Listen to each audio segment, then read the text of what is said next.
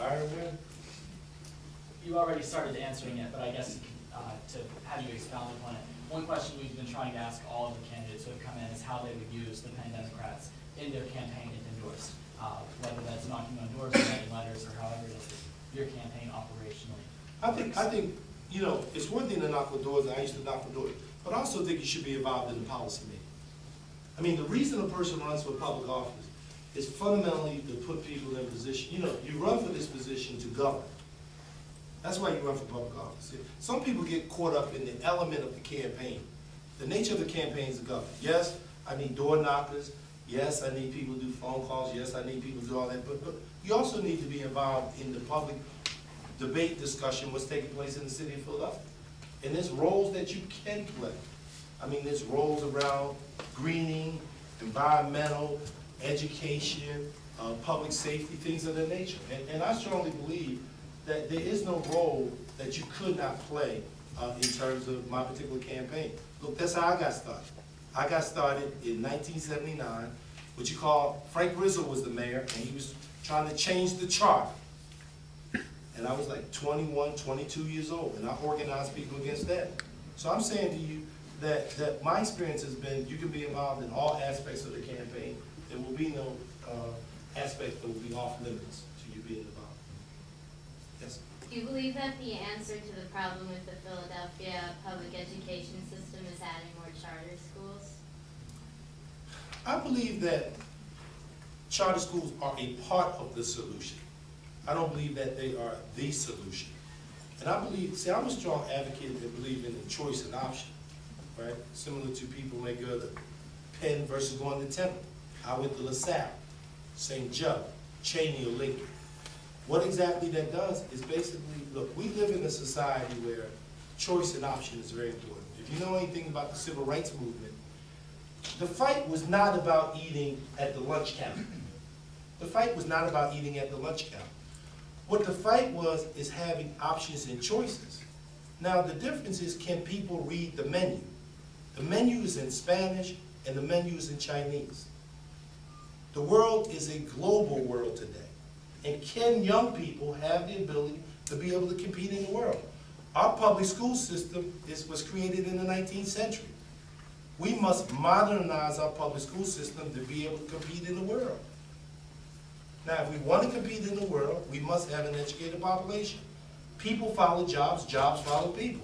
You will never get that if you don't have an education system that is about the business. Now, what is extremely essential to education? Quality teachers, quality principals, accountability. But you know what is extremely important? We've got to talk about the aspect of parenting. We've got to talk about responsibility, individual responsibility. Those elements are very important. I'm glad that Penn has been a part of the education reform with the school that they've been about. I'm the only candidate that proudly raised your hand up who has spoken at Penn's education program in the last couple of years to the principals, the graduate school. And the reason I talk to the graduate who will eventually become principals is because I'm the only one who's taken over a high school. It's called the Martin Luther King High School. The last 4 years, I have a partnership with a group called Foundations Incorporated, and we manage a high school. Check it out on the website. Violence is down, graduation rate is up. In fact, a young man named Malik goes here to the University of Penn. Now, let me tell you something, and just show you interesting statistics. Out of 200,000 kids in the entire school district, in all the Ivy League schools, only 166 have gone to Ivy League schools 2 years ago. Why? That is, in my view, fundamentally that something needs to change in the system. Because the school system is not meeting the needs of all of the kids. So my experience has been people who have power and people who have money have choice. If you ever want to level the playing field in terms of poverty, education is the equalizer. Because an education system should do 4 things. First, it can contribute to reducing violence.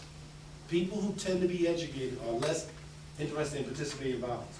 Number 2, you want to grow people out of poverty. Education is the best way to grow people out of poverty. Number 3, you want to grow a middle class.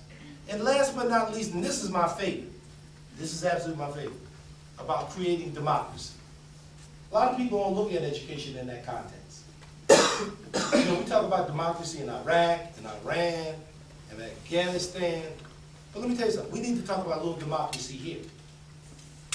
And education can play a very important component in terms of growing an economy and growing people to participate in the element of a democracy.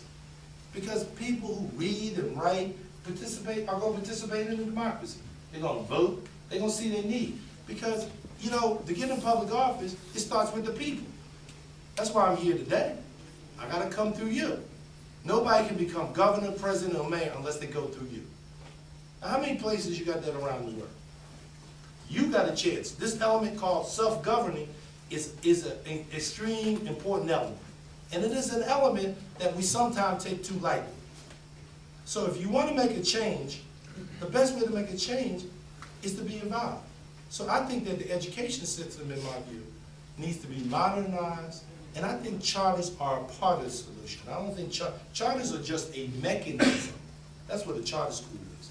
A charter school is still a public school, but it is just a mechanism.